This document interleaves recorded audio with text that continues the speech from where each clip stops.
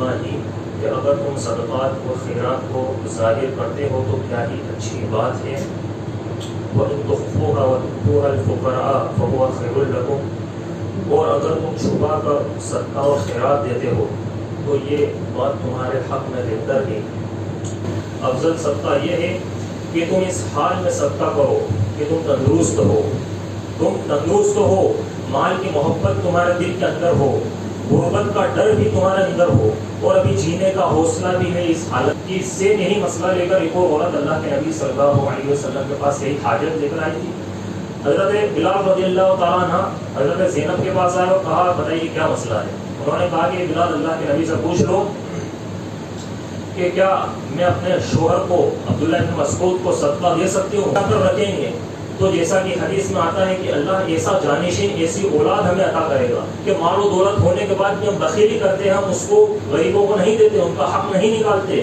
اللہ رب العالمین ایسی اولاد ایسا جانشین عطا کرے گا جیسا کہ وہ فرشتہ دعا کرتا ہے کہ اللہ رب العالمین اس شخص کو، اس بخیل کو ایسی اولاد ایسا جانشین عطا فرما دے جو اس کے مال کو برباد کر کے رکھتے.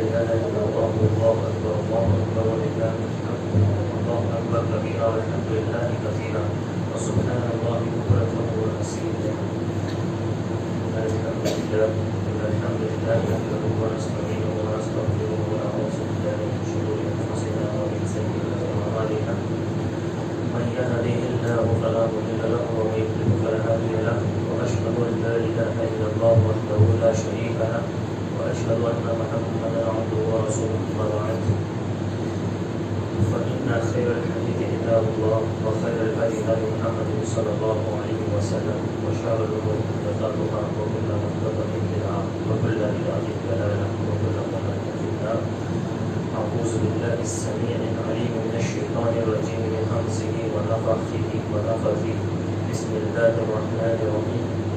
يا أيها الذين آمنوا اتقوا الله حق تقاته ولا تموتن إلا وأنتم مسلمون. يا أيها الناس اتقوا ربكم الذي خلقكم من نفس واحدة وخلق منها زوجها وبث منهما رجالا كثيرا ونساء واتقوا الله الذي تساءلون به والأرحام إن الله كان عليكم رقيبا. يا أيها الذين آمنوا اتقوا الله وقولوا قولا سديدا يصلح لكم أعمالكم ويغفر لكم ذنوبكم ومن يطع الله ورسوله فقد فاز فوزا عظيما. قال الله تبارك وتعالى في القرآن المجيد إن تؤتوا الصدقات فنعما هي وإن تخفوها وتؤتوها الفقراء فهو خير لكم ويكفر عنكم من سيئاتكم والله بما تعملون خبير. تمام طرح کی تعریف اور توصیفات کا حقیقی مالک صرف اللہ رب العالمین ہے، اور بے شمار درود و سلام نازل اللہ کے آخر نبی جناب محمد رسول اللہ صلی اللہ تعالی علیہ وسلم پر. یا ایھا الذین آمنوا صلوا علیہ وسلموا تسلیما. اللهم صل على محمد وعلى آل محمد كما صليت على إبراهيم وعلى آل إبراهيم إنك حميد مجيد. اللهم بارك على محمد وعلى آل محمد كما باركت على إبراهيم وعلى آل إبراهيم إنك حميد مجيد. انتہائی لائق احترام مقدر سامعین حضرات، السلام علیکم ورحمۃ اللہ وبرکاتہ. ابھی میں نے خطبہ مسنونہ کے بعد آپ کے سامنے سورۃ البقرہ کی ایک آیت تلاوت کی. اس آیت کریمہ میں اللہ تبارک و تعالیٰ نے اہل ایمان سے خطاب کرتے ہوئے ارشاد فرمایا وَإِن تُبْدُوا الصَّدَقَاتِ فَنِعِمَّا هِيَ، کہ اگر تم صدقات و خیرات کو ظاہر کرتے ہو تو کیا ہی اچھی بات ہے. وَإِن تُخْفُوهَا وَتُؤْتُوهَا الْفُقَرَاءَ فَهُوَ خَيْرٌ لَكُمْ، اور اگر تم چھپا کر صدقہ و خیرات دیتے ہو تو یہ بات تمہارے حق میں بہتر ہے. یعنی چھپا کر دینے کو اللہ رب العالمین نے بہتر قرار دیا، اور آگے فرمایا وَيُكَفِّرُ عَنْكُم مِّن سَيِّئَاتِكُمْ وَاللَّهُ بِمَا تَعْمَلُونَ خَبِيرٌ، اور اللہ تعالیٰ تمہارے گناہوں کو معاف کرے گا اور اللہ تمہارے اعمال سے باخبر ہے جو کچھ بھی تم عمل کرتے ہو. صدقہ ایک ایسا عمل ہے جو بسا اوقات دکھا کر کرنا ضروری ہے. ظاہر کر کے دینا ضروری ہے دوسروں کو ابھارنے کی نیت سے، دوسروں کو دینے کی ترغیب دلانے کی نیت سے، تاکہ دوسرے بھی صدقہ و خیرات کرے آپ کو دیکھ کر۔ اسی لیے آپ دیکھیں کہ صدقہ ایک ایسا عمل ہے، صدقہ ایک ایسا عمل ہے جس کے تعلق سے قرآن مجید تعریف کرتا ہے اس بات کی کہ اس کو کھلا کھلا ظاہر کر کے بھی کیا جا سکتا ہے۔ قرآن مجید اس بات کی بھی تعریف کرتا ہے کہ کیا ہی اچھی بات ہے، اگر تم ظاہر کر کے تو فَنِعِمَّ هِیَ، کیا ہی اچھی بات ہے۔ لیکن خیر کس کے اندر بتلائی؟ اگر تم چھپا کر دو پھر تمہارے حق میں بہتر ہوگا۔ اللہ رب العالمین ہماری انسان کی فطرت، انسان کی کمزوری کو جانتا ہے۔ اللہ رب العالمین ہمارا خالق ہے، ہمارا مالک ہے، ہمارا کریٹر ہے، ہمارا رب ہے۔ وہ جانتا ہے کہ انسان ریاکاری کے اندر ملوث ہوگا، تکبر کے اندر آئے گا، یہ ساری چیزیں اس کے اندر آئیں گی، اسی لیے بہتر کیا ہے؟ لیکن جب ایمان اس لیول کا ہو، توکل صرف اللہ پر ہو، خرچ صرف اللہ کے لیے ہو، صدقہ صرف اللہ کے لیے ہو، دینا صرف اللہ کے لیے ہو، ہاتھ آگے بڑھے تو اللہ رب العالمین ہی کے لیے بڑھے، اور اس بات پر دل مضبوط ہو کہ نہیں صرف اللہ کے لیے، تو اس وقت ظاہر کر کے دینا بہت اچھی بات ہے، کیونکہ اس سے بہتر یہ ہوگا کہ لوگ بھی آپ سے ازواج کی ترغیب لیں گے اور وہ بھی خرچ کریں گے اللہ کے راہ میں۔ پھر اللہ نے کہا کہ اگر تم چھپا کر دو تو یہ تمہارے حق میں بہتر ہے۔ اب فائدہ کیا ہوگا اس چیز کا، صدقہ اور خیرات دینے کا؟ کہ وہ یکفر عنکم سیئاتکم، کہ اللہ رب العالمین تم سے تمہارے گناہوں کو معاف کر دے گا۔ اگر وہ صدقہ دو گے اللہ تمہارے گناہوں کو معاف کر دے گا۔ پیارے نبی کریم صلی اللہ علیہ وسلم فرماتے ہیں کہ ہر صبح آسمان سے دو فرشتے اترتے ہیں، ایک فرشتہ صدقہ کرنے والوں کے حق میں دعا کرتا ہے اور دوسرا فرشتہ ایسے لوگوں کے حق میں بددعا کرتا ہے جو صدقہ و خیرات نہیں کرتے۔ جو صدقہ کرتے ہیں ان کے حق میں ایک فرشتہ دعا کر رہا ہے اور ایک فرشتہ بددعا کر رہا ہے ان کے حق میں جو صدقہ و خیرات نہیں کرتے ہیں۔ آپ صلی اللہ علیہ وسلم نے ارشاد فرمایا، کہتے ہیں اللہم آتی منفقا خلفا، کہ اللہ رب العالمین جو تیرے راستے میں خرچ کرنے والے ہیں ان کے مال و دولت اور ان کی تجارت کو بڑھا دے، ان کو ایسا جانشین عطا فرما کہ جو ان کے مال و دولت اور تجارت کو بڑھا دے۔ اور پھر فرماتے ہیں دوسرا فرشتہ جو بددعا کرتا ہے وہ یہ بددعا کرتا ہے اللہم آتی ممسکا تلفا، کہ اے اللہ جو تیرے بندوں میں سے خرچ نہیں کرتے ہیں انہیں ایسا جانشین عطا کر جو ان کی دولت کو برباد کر کے رکھ دے، جو ان کی دولت کو اڑا دے، ایسا جانشین ان کو عطا کر۔ تو یہاں پر جو صدقہ کر رہے ہیں ان کے حق میں دعا ہے کہ ان کو ایسا جانشین عطا کر جو ان کی تجارت کو بڑھائے، برکت کی دعا۔ اور جو نہیں کر رہے ہیں ان کے لیے دعا کیا ہے کہ ان کی دولت کو برباد کر دیں، ان کی دولت کو اڑا دیں۔ تو صدقہ نہ کرنا یہ غیر شرعی چیز ہے۔ پیارے نبی کریم صلی اللہ علیہ وسلم فرماتے ہیں اللہ تعالیٰ بندوں کے صدقات کی پرورش کرتا ہے۔ فرماتے ہیں صحیح مسلم اور بخاری کی روایت ہے کہ تم ایک کھجور صدقہ کرتے ہو اللہ تبارک و تعالیٰ کے راستے میں، اللہ تبارک و تعالیٰ اس کی پرورش کرتا ہے یہاں تک کہ کل روز قیامت تم اللہ کے پاس جاؤ گے اور اس ایک کھجور صدقہ جو آپ نے اللہ کی راہ میں کی تھی اس کو ایک پہاڑ کے برابر اپنی نیکیوں کے اندر پاؤ گے۔ ایک بندہ بولے گا اللہ اتنی کھجوریں تو میں نے منڈی نہیں، اتنی کھجوریں تو میں نے کبھی صدقہ ہی نہیں کی، اتنی کھجور ہے؟ اللہ کہے گا کہ یہ فلاں بندے تو نے فلاں دن میری صرف میری خالص میری رضا کے لیے تو نے فلاں شخص کی مدد کی تھی، اس کو یہ کھجور تو نے صدقہ دی تھی، میں نے اس کھجور کی اسی دن سے پرورش شروع کی، ہر لمحہ ہر وقت اس کی پرورش ہوئی اور آج یہ کھجور ہوتے ہوتے ایک پہاڑ کی مانند ہو گئی جو تیری نیکیوں کے اندر تجھے نظر آ رہی۔ تو اللہ رب العالمین کے راستے میں ہم 10 روپے دے، 50 روپے دے، 100 روپے دے، 1 کھجور دے، 1 کلو کھجور دے، 100 کلو کھجور دے، یا پھر جو بھی ہم صدقہ اللہ رب العالمین کے راستے میں کرتے ہیں اللہ اس کی پرورش کرتا ہے اور وہ ایک پہاڑ سے کم کر نظر نہیں آ رہا ہے۔ اللہ اکبر، یہ اللہ رب العالمین کی رحمت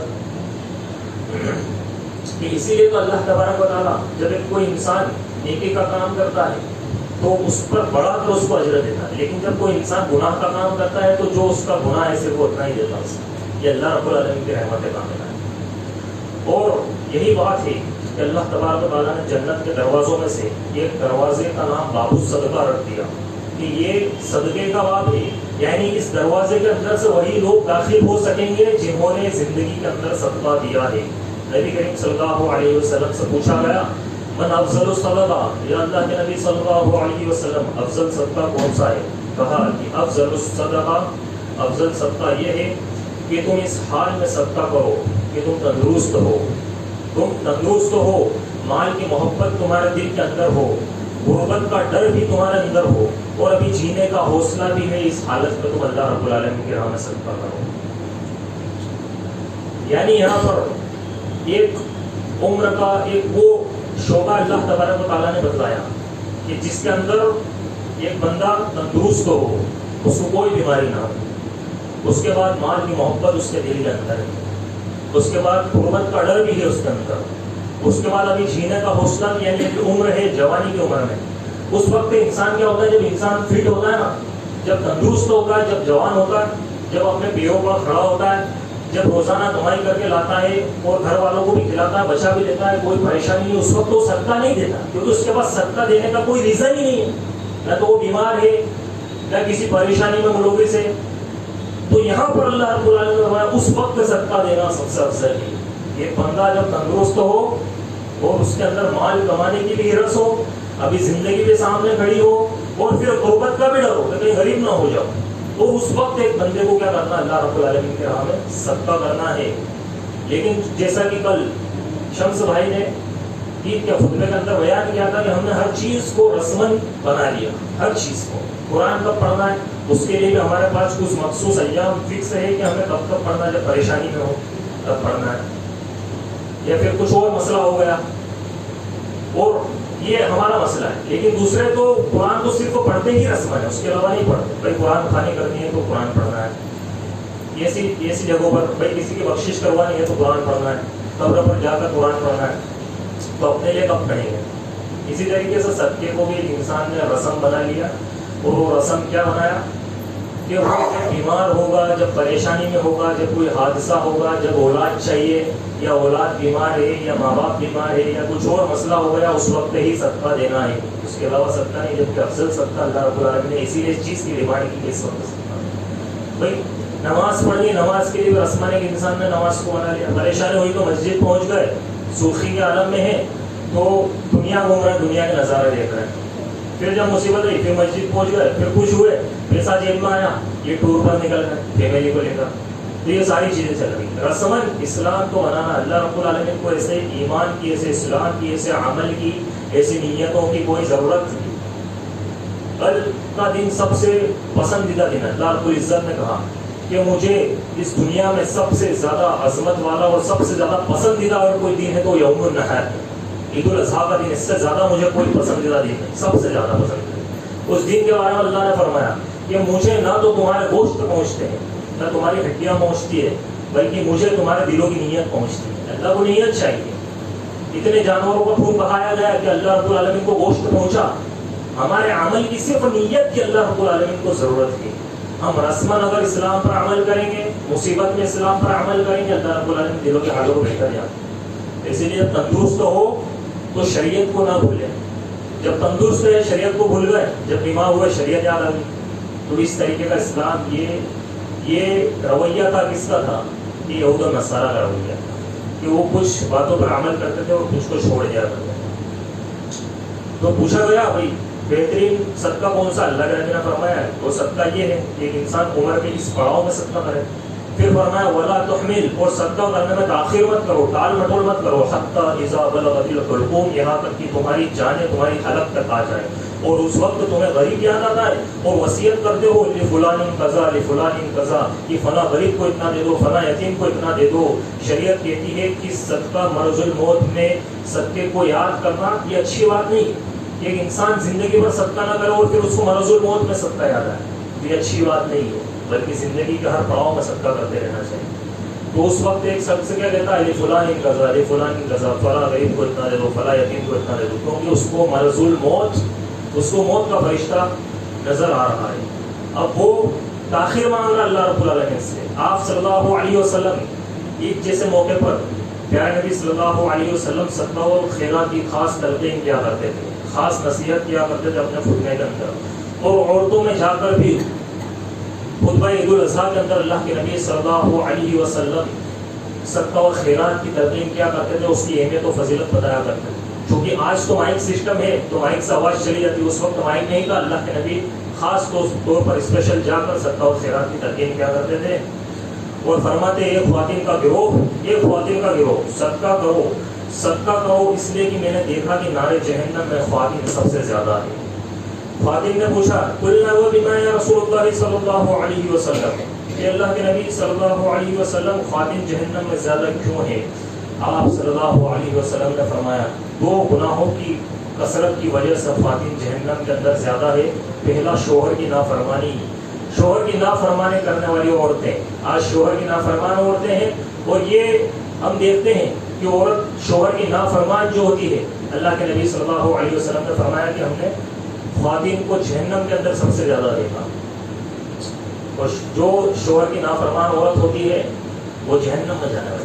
اس لیے ہمیں چاہیے کہ ہم اپنی عورتوں کو، اپنی بیٹیوں کی جب تعلیم کریں، پرورش کریں، کیونکہ جب ایک بیٹی بیوی بن جاتی ہے اس کے بعد اس کو سمجھا پانا مشکل ہوتا ہے۔ اگر اس کی بچپن سے پرورش ہو، ہم اس کو سمجھائیں کہ شوہر کی اہمیت کیا ہے، شوہر کی فرما برداری کیا چیز ہے، تو اس کے بعد وہ اس چیز کو سمجھ پاتی ہے اور اس پر عمل کرتی ہے۔ پھر بعد میں جا کر کیا ہوتا ہے، وہ اس گناہ کے اندر ایسی ملوث ہوتی ہے اور ایسی انا پر قائم ہوتی ہے کہ پھر یہ تو سیدھی سی بات ہے کہ اللہ کے نبی نے فرمایا 2 گناہوں کی کثرت، اس میں سے پہلی کیا ہے؟ شوہر کی نافرمانی۔ تو اس کے ذمہ دار ماں باپ بھی ہے کہ ماں باپ اس کی پرورش ویسی نہیں کرتے۔ اور دوسرا گناہ جس کی وجہ سے اللہ کے نبی صلی اللہ علیہ وسلم نے عورتوں کو جہنم کے اندر زیادہ دیکھا، بات پر لعنت اور بددعا کرتی ہے۔ اور ایک عید کے موقع پر اللہ کے نبی صلی اللہ علیہ وسلم نے مجلس میں صدقے کا بیان کیا، عورتوں میں صدقے کا بیان کیا۔ گھر لوٹنے کے بعد عبداللہ ابن مسعود رضی اللہ تعالیٰ عنہ کی زوجہ زینب رضی اللہ تعالیٰ عنہ، وہ عبداللہ ابن مسعود سے کہتی ہے کہ مجھے صدقہ کرنا ہے اور میں چاہتی ہوں کہ میں تمہیں صدقہ کر دوں کیونکہ تم غریب ہو۔ عبداللہ ابن مسعود سے کہا کہ تم غریب ہو، میں چاہتی ہوں کہ صدقہ کرنا اور میں تمہیں صدقہ کر دوں، تو جاؤ اب اللہ کے نبی صلی اللہ علیہ وسلم سے پوچھ کر آؤ کہ کیا میں تمہیں صدقہ کر سکتی ہوں۔ تو حضرت عبداللہ ابن مسعود کی حیا اور غیرت اس چیز کے لیے مانے ہوئی، انہوں نے کہا کہ تم ہی جا کر، زینب رضی اللہ تعالیٰ عنہ سے کہا کہ تم ہی جا کر پوچھ کر آ جاؤ کہ تم مجھے صدقہ دے سکتی ہو کہ نہیں دے سکتی۔ حضرت زینب رضی اللہ تعالیٰ عنہ اللہ کے نبی صلی اللہ علیہ وسلم کے گھر پر گئی۔ جب وہ دہلیز پر پہنچی تو فرماتی ہے کہ اس سے یہی مسئلہ لے کر ایک اور عورت اللہ کے نبی صلی اللہ علیہ وسلم کے پاس یہی حاجت لے کر آئی تھی۔ حضرت بلال رضی اللہ تعالیٰ عنہ حضرت زینب کے پاس آئے اور کہا بتائیے کیا مسئلہ ہے۔ انہوں نے کہا کہ بلال اللہ کے نبی سے پوچھ لو کہ کیا میں اپنے شوہر کو عبداللہ بن مسعود کو صدقہ دے سکتی ہوں۔ حضرت بلال رضی اللہ تعالیٰ عنہ اللہ کے نبی صلی اللہ علیہ وسلم کے پاس گئے اور کہا کہ ایک خاتون آئی ہے اور وہ کہہ رہی ہے کہ کیا میں اپنے شوہر کو صدقہ دے سکتی ہوں۔ تو اللہ کے نبی نے کہا کہ کون خاتون؟ بولا زینب۔ بولا ایوہ الزیانی، کون سی زینب؟ کیونکہ اللہ کے نبی صلی اللہ علیہ وسلم کی بیویوں میں بھی زینب تھی، اللہ کے نبی کی بیٹی بھی زینب تھی، اور بھی بہت ساری زینب اس وقت مدینہ کے اندر تھی۔ تو کہا کہ عبداللہ بن مسعود کی زوجہ۔ اللہ کے نبی صلی اللہ علیہ وسلم نے جواب دیا اور کہا کہ جاؤ اور ان سے کہہ دو وہ بالکل صدقہ کر سکتی ہے اور ان کا دوگنا اجر، ایک تو صدقے کا اور دوسرا صلہ رحمی۔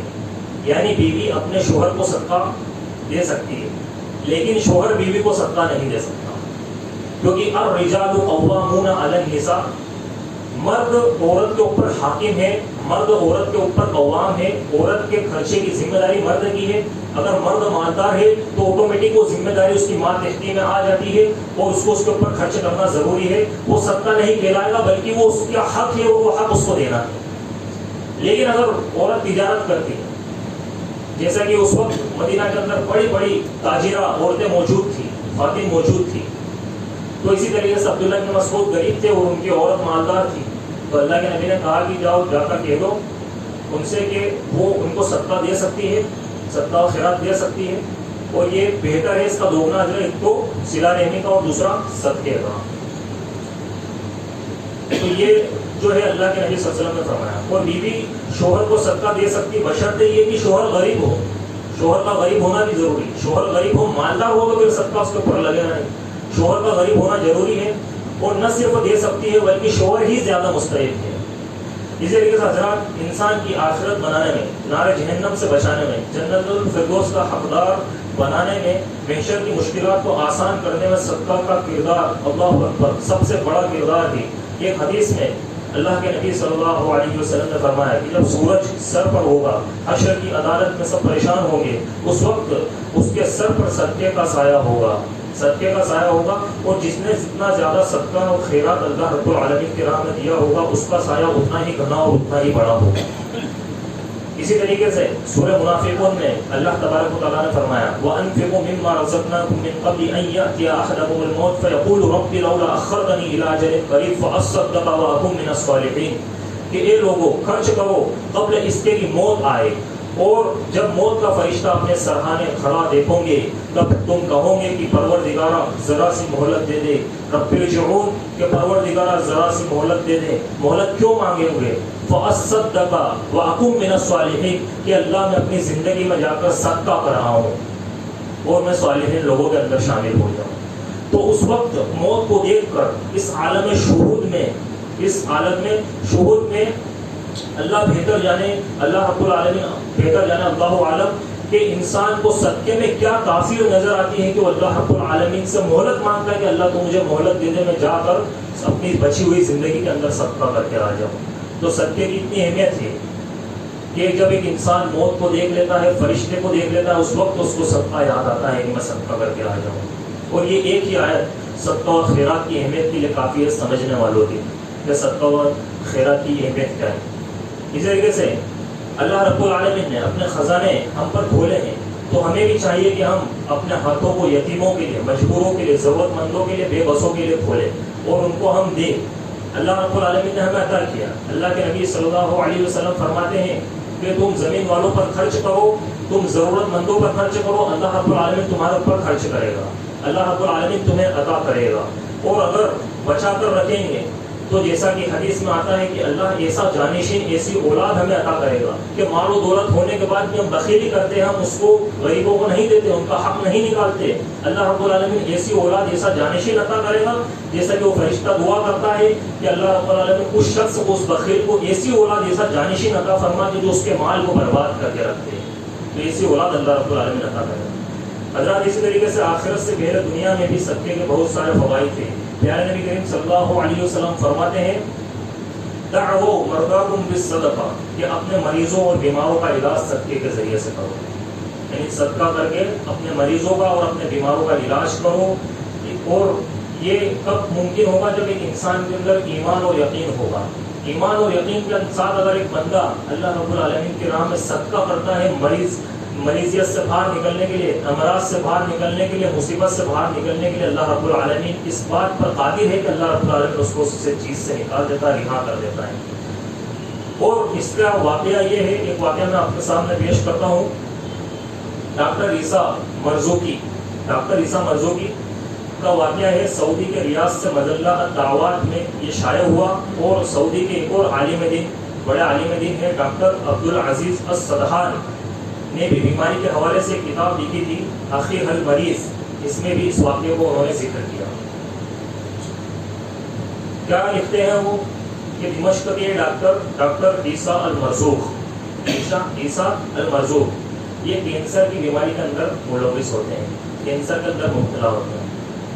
اب جب ان کو کینسر ہوتا ہے تو وہ اس کے اندر مبتلا ہوتے چلے جاتے ہیں، مطلب یہ بیماری ان کی بڑھتی چلی جاتی ہے، اور ان کے ماہر ڈاکٹر ان کے دوست ہوتے ہیں، وہ طبیب ان کا علاج کرتے ہیں، لیکن کوئی فرق نظر نہیں آتا۔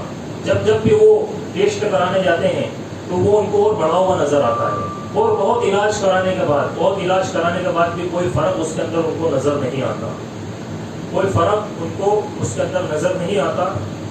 پھر ایک مرتبہ ان کے سامنے سے حدیث گزرتی، اس حدیث کو وہ پڑھتے ہیں، اور وہ حدیث کیا ہے؟ اللہ کے نبی فرماتے ہیں دعوا مرضاکم بالصدقہ کہ اپنے مریضوں کا علاج صدقے کے ذریعے سے کرو، اپنے مریضوں کا اور اپنی بیماری کا علاج صدقے کے ذریعے سے کرو۔ جب یہ حدیث ان کے سامنے سے گزرتی ہے تو وہ بولتے ہیں یہ حدیث جو ہے میرا علاج ہے، میری بیماری کا علاج ہے، میرے کینسر کا علاج ہے۔ کہ یہی نسخہ ہے جو پیارے نبی کریم صلی اللہ علیہ وسلم نے بتلایا ہے۔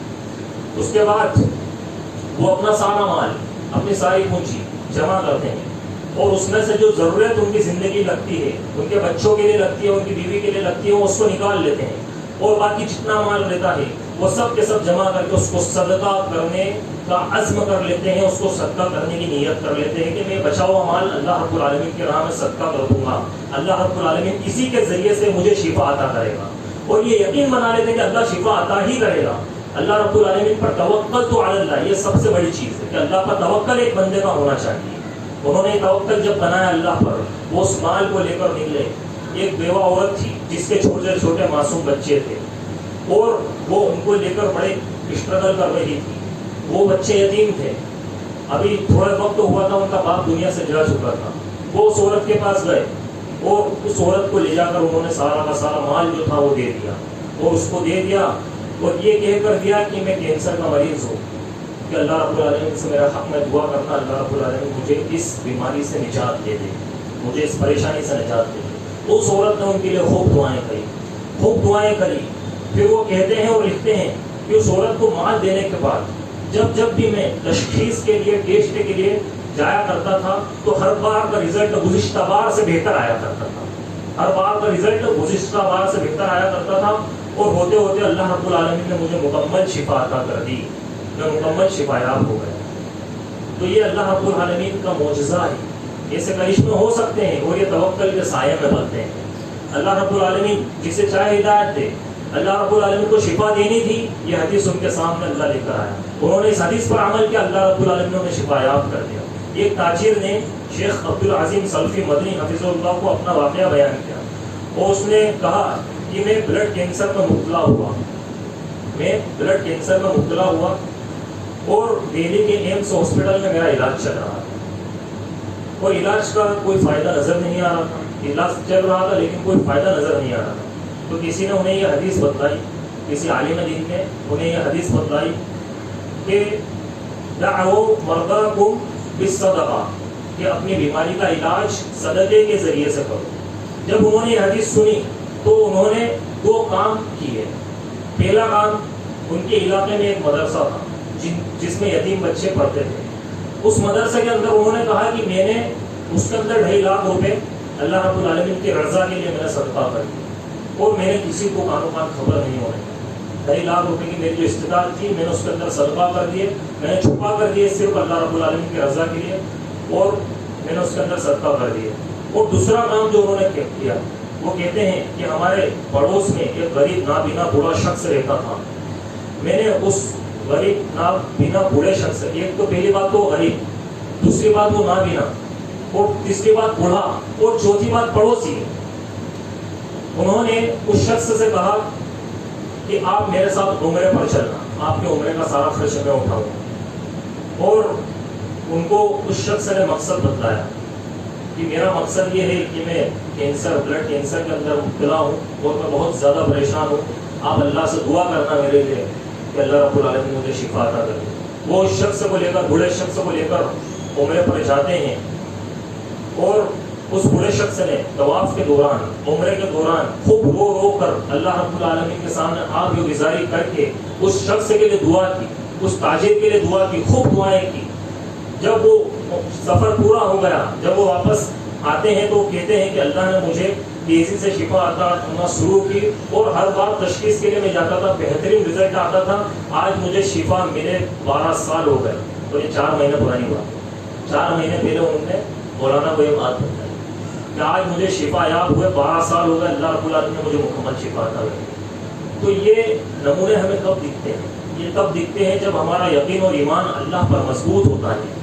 ہمارا ایمان اگر صرف دواؤں پر ہو، ہمارا ایمان صرف یہاں کے علاج پر ہو، یا ان ہاسپٹلوں پر ہو، یا بڑے بڑے ڈاکٹرز پر ہو، بڑے بڑے طبیب پر ہو، حکیموں پر ہو، یا پھر ہم سوچتے کہ ہم بڑی کرنسی، بڑا پیسہ لگا کر ودیشوں میں جا کر علاج کرانے میں ٹھیک ہو جائیں گے، یاد رکھیے ایک دعا جو اثر کر سکتی ہے، ایک صدقہ جو اثر کر سکتا ہے، وہ دنیا بھر کے طبیب مل کر بھی آپ کو شفا عطا نہیں کر سکتے۔